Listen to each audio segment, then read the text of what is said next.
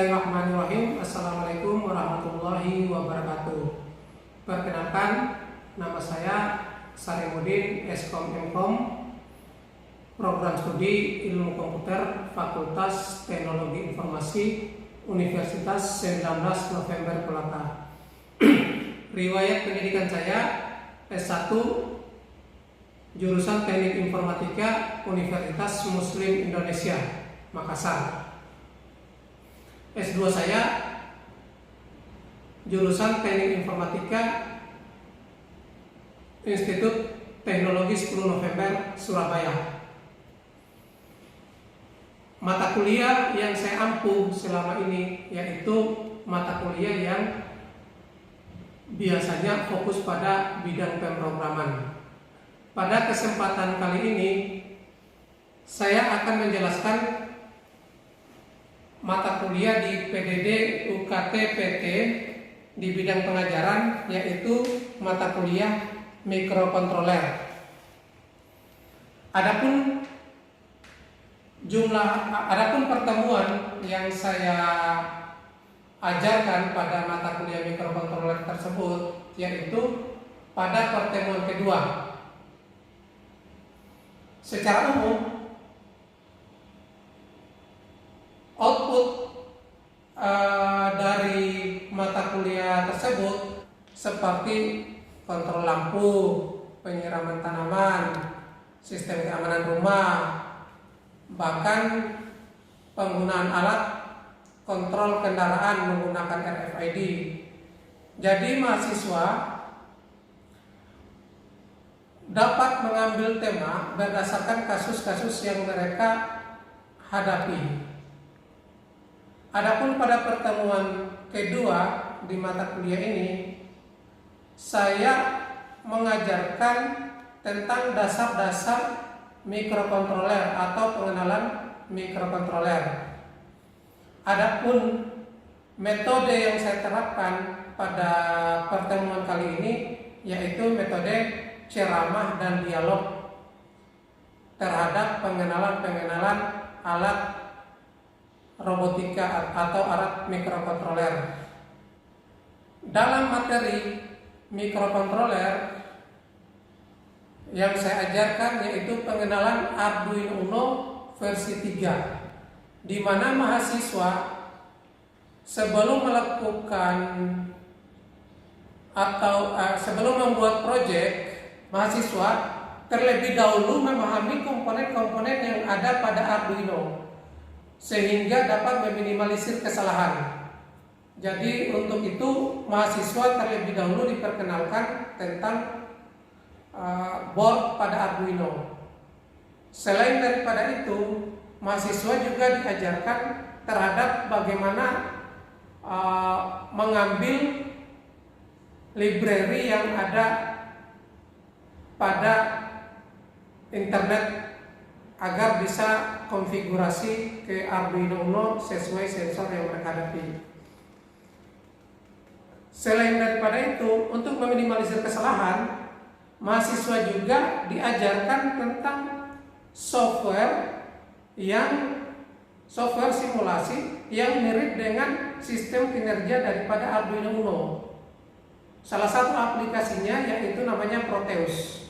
Jadi dalam aplikasi tersebut, mahasiswa dapat mensimulasikan sketch program ataupun kode-kode program sebelum mereka terapkan di hardware-nya. Untuk itu sangat berpengaruh keras karena mahasiswa tidak bersentuhan langsung ke hardware, namun terlebih dahulu mengotak-atik melalui software, setelah jadi baru dibuat dalam bentuk prototipe. Bobot penilaian dari mata kuliah tersebut yaitu kehadiran sebanyak 10%, tugas sebanyak 20%, UTS 30%, dan UAS 50%. Di mana UAS yang didapatkan adalah hasil proyek akhir atau prototipe yang mereka dapatkan. Sementara UTS didapat dari hasil progres dan pertanyaan setiap individu mahasiswa. Tugas adalah tugas pemberian yang diberikan oleh dosen kepada mahasiswa berdasarkan materi-materi dasar tentang pengenalan hardware. Untuk lebih jelasnya, pemaparan materi pada mikrokontroler pertemuan 2 dapat dilihat pada video berikut.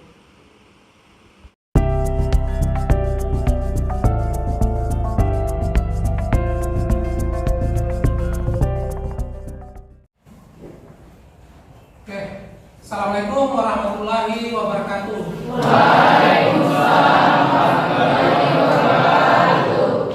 Jadi adik-adik sehat semua ya? Sehat. Jadi pada pertemuan kedua ini kita akan mempelajari bagaimana mata kuliah tentang pengenalan Arduino Uno. Sebelumnya kita sudah pelajari apa itu mikrokontroler, apa itu mikroprosesor. Jadi dari situ kita akan mengambil salah satu mikrokontroler. Ya, sebenarnya mikrokontroler kita sudah jelaskan kemarin bahwa mikrokontroler itu sendiri banyak versinya. Namun pada kali ini kita akan lebih spesifikkan lagi bahwa mikrokontroler itu yang kita akan pelajari nanti mikrokontroler versi Arduino Uno.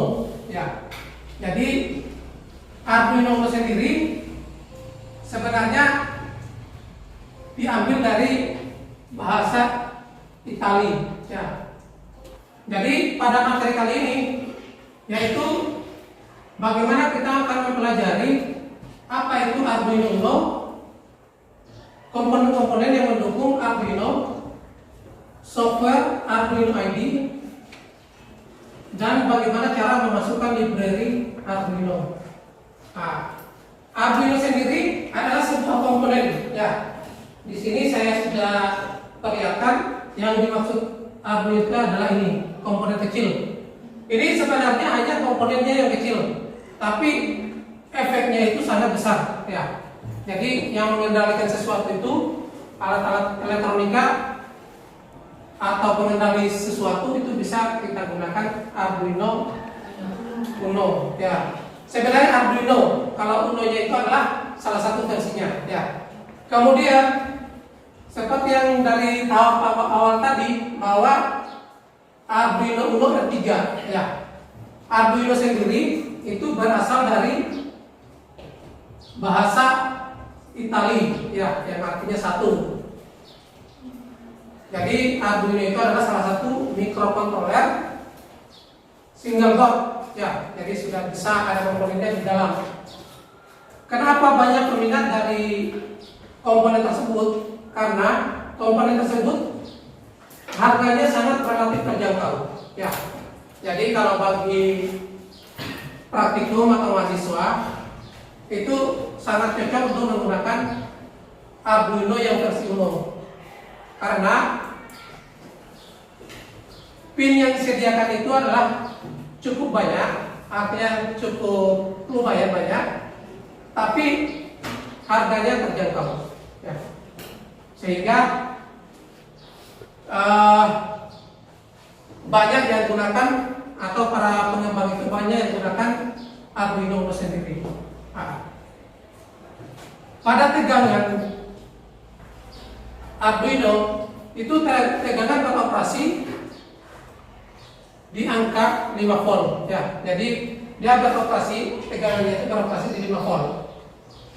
Nah, sementara tegangan yang direkomendasikan itu adalah tegangan 7 sampai 12 volt. Ya. Nah, batas tegangan itu 6 sampai 20, ya, 20 voltase yang AC DC. Ya. Jadi ingat pada board Arduino itu menggunakan tegangan DC ya, bukan tegangan AC ya. Jadi diperhatikan. Jadi supaya bagaimana kita bisa membedakan apa itu yang mana namanya tegangan DC, yang mana tegangan AC ya. Kemudian seperti yang dijelaskan tadi bahwa pin digital itu cukup banyak, itu sekitar 14 ya. Di mana pin analog itu adalah 6 dan pin PWM itu adalah 6. Ya, sampai di sini mungkin ada yang ditanyakan? Saya Pak. Oke, silakan. Perkenalkan, nama saya Wade Meli. Tadi saya sudah melihat penjelasan di depan apa perbedaan tegangan AC dan DC. Terima kasih. Oke, mungkin ada temannya yang bantu jawab. Nah, silakan. Assalamualaikum warahmatullahi wabarakatuh. Waalaikumsalam warahmatullahi wabarakatuh. Perkenalkan, nama saya Ika Sandra Dewi Rusadi. Saya akan menjawab pertanyaan dari yang diberikan oleh saudara Fendi mengenai perbedaan antara AC dan DC. AC adalah salah satu atau tegangan AC adalah salah satu tegangan atau sebuah tegangan dengan arah arus yang berbolak-balik, sedangkan DC atau tegangan DC adalah salah satu tegangan dengan arah arus yang sesuai atau biasanya bersifat searah. Oke, sangat tepat sekali ya jawabannya. Jadi AC itu, sekarang dulu. AC itu tegangan yang bolak-balik, sementara DC itu adalah tegangan yang searah. Nah, itu pada prinsipnya sebenarnya kalau kita lihat saja dari penjelasannya bolak-balik dan searah. Nah, berarti kalau bolak-balik mau dibolak-balik pun tetap tidak ada pengaruhnya karena pada akhirnya dia harusnya terbolak-balik ya. Salah satu contohnya itu adalah tegangan listrik di rumah ya. Nah, pada tegangan 220 volt yang biasanya kita itu seperti kulkas, mesin cuci, itu tegangan yang digunakan itu adalah tegangan AC ya. Sementara kayak elektronik itu rata-rata menggunakan tegangan DC ya.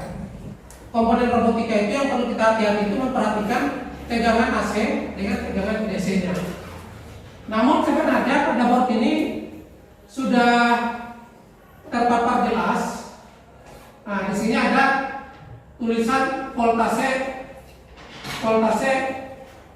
tegangan. Nah, di sini ada tulisannya 5 volt. Ya. Jadi tegangan 5 volt itu berarti sudah pasti arusnya positif, ya. Dan kemudian di mana negatifnya? Negatifnya tinggal kita cari yang tulisannya GND atau ground, ya. Jadi sebenarnya dalam komponen robotika itu kita perhatikan simbol-simbol elektronik ini berlaku bukan hanya pada Arduino itu sendiri,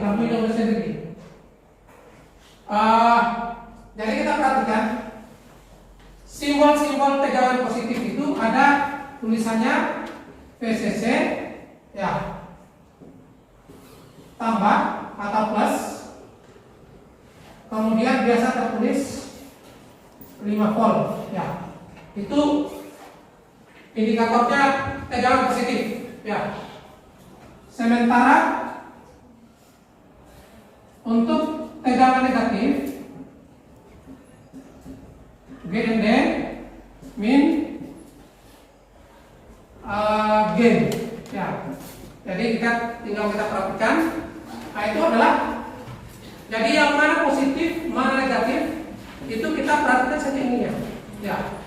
Jadi pada sensor-sensor Arduino nanti ketika kita mendapatkan umpama di sebentar lagi kita masuk pada tahap sensor. Nah, ini saya lewat sedikit. Nah, ini kita perhatikan rata-rata pinnya ada 3 atau 4, ya.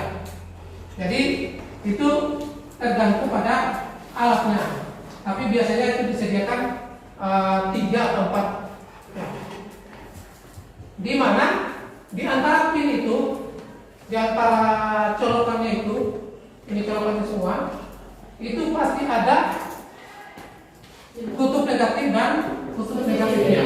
Ya, jadi ada kutub negatif dan positifnya supaya untuk mengirimkan arus.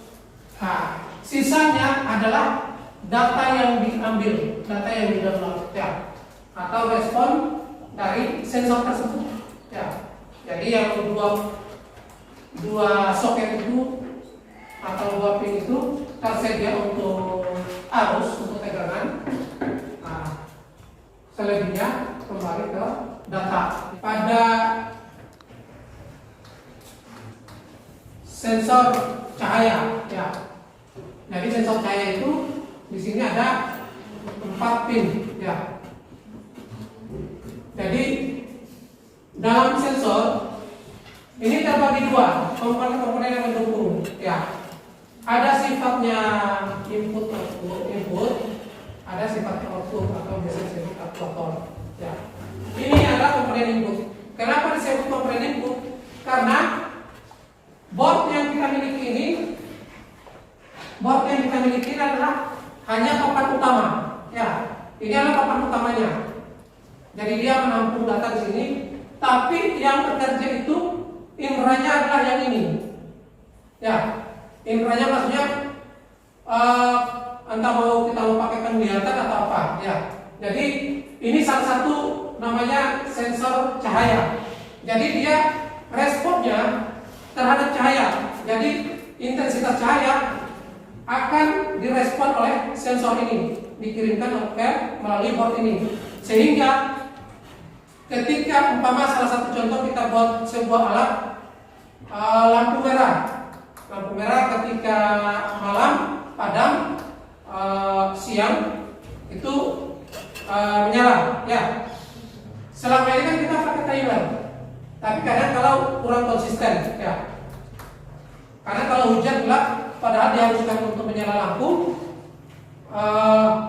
karena kondisinya pakai waktu, sehingga tetap tidak menyala, ya. Karena dia kondisinya tetap pada kondisi harusnya dia belum memungkinkan menyala. Tapi kalau kita menggunakan sensor cahaya, karena dia kondisinya redup, maka respon ini akan mengirimkan pesan untuk menyalakan, memberikan instruksi untuk menyalakan alat tersebut. Lampunya bisa menyala, ya, melalui aktuator. Ini adalah relay. Relay ini sama dengan ini, saklar, ya. Jadi, tapi ini otomatis, ya. Dan respon ini dia bisa menyalakan melalui relay. Nah, itu sama. Yang ini kan manual, kita tekan. Nah, ini bisa menyala otomatis. Ini bisa berkolaborasi dengan tegangan AC. Ya. Jadi dari DC setelah ada respon maka dia sambung. Ya, dia sambung sehingga menyala. Ya. Jadi kalau kita menyalakan lampu otomatis, lampu-lampu seperti ini apakah bisa dengan alat seperti ini? Ini bisa, jawabannya bisa. Karena itu tadi tergantung. Kalau kita mau pakai kondisi sensornya berdasarkan cahaya, berarti kita pakai sensor cahaya. Ya, sensor cahaya tergantung kita. Algoritmanya kita seperti apa? Apa ketika gelap menyala atau ketika gelap padam? Ya, itu tergantung algoritmanya kita. Nah, kemudian di sini ada sensor suara. Sensor suara mungkin tidak asing, pernah dapat itu kita tepuk tangan menyala lampu. Ya, nah ini salah satu responnya adalah sensor suara. Jadi ketika ada bunyi, maka direspon oleh ini, diperintahkanlah untuk menyalakan lampu. Ya. Nah, ini karena sensor gerak biasa digunakan untuk anti maling. Ya. Jadi ketika ada orang yang lewat, dia merespon bahwa ada objek yang bergerak, tapi tidak perlu ditahu siapa orangnya, karena ini dia belum ada segmentasi untuk pengetahuan, untuk mengetahui siapa orangnya. Dia hanya mengetahui respon ada objek yang bergerak, ya, ada baik orang ataupun yang lain. Pokoknya ada benda yang bergerak, maka dia akan merespon. Nah, dia mengirimkan bahwa untuk direspon balik. Nah, ini sensor jarak. Ini sudah banyak dikembangkan, sensor ini sudah banyak dikembangkan di kendaraan-kendaraan. Ya. Jadi kalau di luar sana sensor seperti ini sudah banyak dikembangkan. karena ini dapat meminimalisir tabrakan. Ya. Jadi ini sensor jarak. Jadi walaupun dipaksakan kendaraannya, itu ketika pada jarak tertentu tergantung kita mesinnya kita terlambat atau langsung dimatikan. Ya. Jadi sebenarnya ini adalah sebagai induk, ini adalah indranya tadi. Ya, ini adalah indranya. Jadi penglihatannya. Jadi bagaimana caranya dia merespon. Ini adalah sensor hujan, dan ini adalah sensor kelembaban. Jadi ini beberapa sensor, tapi sebenarnya masih banyak sensor-sensor lain seperti sensor pemadam, sensor api, dan sensor-sensor yang lainnya. Dan masih banyak lagi. Jadi sebenarnya alatnya itu hanya komponen ini. Jadi yang sering dilihat adalah komponen-komponennya. Aktuator itu adalah bisa kita outputnya kita, ya, atau luarannya kita pakai. Tadi umpama kita buat buka tutup pintu menggunakan sensor jarak ketika dekat. Mungkin kalau kita sering pernah ke mall-mall, pas kita datang pintunya terbuka, ya. Jadi kalau di bawah-bawah itu ada di Lipo Plaza, nah itu bisa saja dia menggunakan sensor gerak atau sensor jarak. Jadi tergantung pada pengembangnya mau gimana seperti apa, yang mana yang lebih efektif. Kita juga bisa manfaatkan sensor-sensor itu. Ketika tadi dia merespon, tinggal kita perintahkan motor DC atau motor servo untuk menggerakkan mesin tadi, ya, menggerakkan. Ketika ada respon, oh ini ada orang, ya sudah langsung otomatis terbuka. Ya. Ada sedikit yang saya lewati tadi tentang ini ada beberapa komponen pendukung Arduino, ada namanya seal, ya, ada sensor seperti yang dijelaskan tadi dengan ada aktuator, ya, aktuator seperti yang dijelaskan tadi bahwa sebagai komponen luaran atau ya.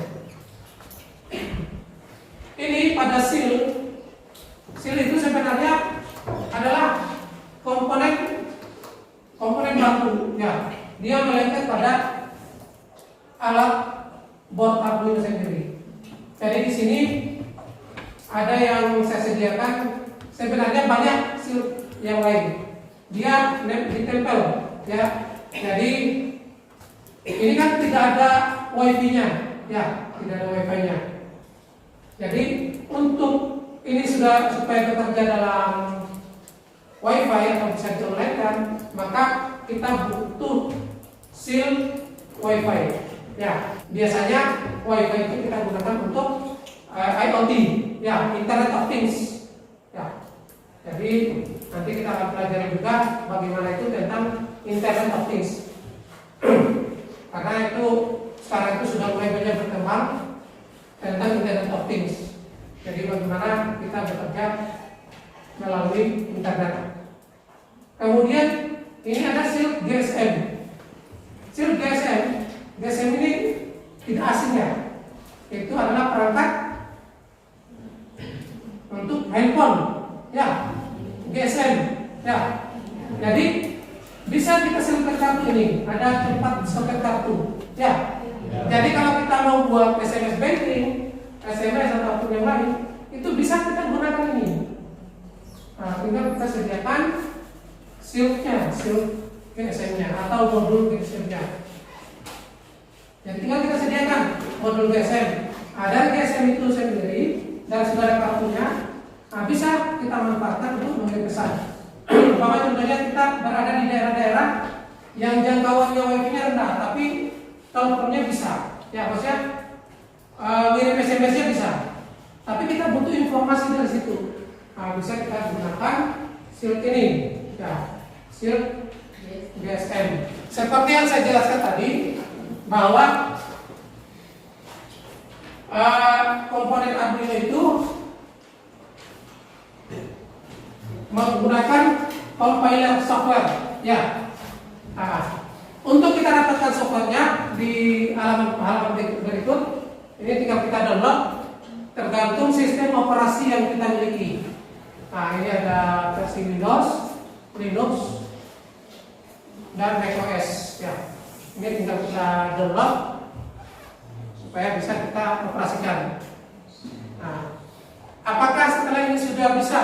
Itu sudah bisa, tapi ketika ada sensor tadi, itu ada istilahnya library. Ya, library itu komponen pendukung sensor tadi. Umpamanya kita manfaatkan sensor suara. Jadi kita untuk mempermudah program kita, algoritmanya kita supaya lebih sederhana, kita manfaatkan library. Karena ini Arduino sendiri itu, microcontroller itu pengembangnya sangat banyak sekali, ya. Sehingga untuk kita mengoperasikan sensor-sensor tadi, kita tidak perlu membuat codingan atau kode program yang panjang sekali, tidak perlu. Kita karena library itu sudah tersedia, ya, sudah tersedia sepenuhnya. Nah, jadi setelah kita download dan kemudian kita install, nah, maka akan tampil seperti berikut, ya, tampil seperti berikut. Jadi secara otomatis ada dua fungsi. Akan muncul dua fungsi, ada void setup dengan void loop, jadi otomatis.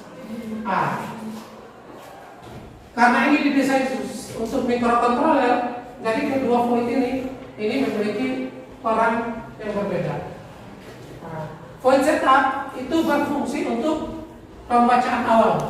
Jadi seperti yang kita pelajari algoritma, bahwa void setup function itu yang dipelajari adalah yang paling pertama dibaca itu adalah setupnya. Kalau di DevC itu adalah mainnya. Kemudian ada istilahnya void loop. Nah, void loop ini kalau kita mempelajari dari algoritma pemrograman, itu kita harus menggunakan teknik perulangan. Ya, saya kira untuk materi kita saya anggap cukup. Nanti pertemuan selanjutnya lagi kita masuk ke pertemuan ketiga tentang penggunaan algoritma atau bagaimana mengoperasikan Arduino Uno secara teori maupun praktek. Oke, saya tutup. Assalamualaikum warahmatullahi wabarakatuh.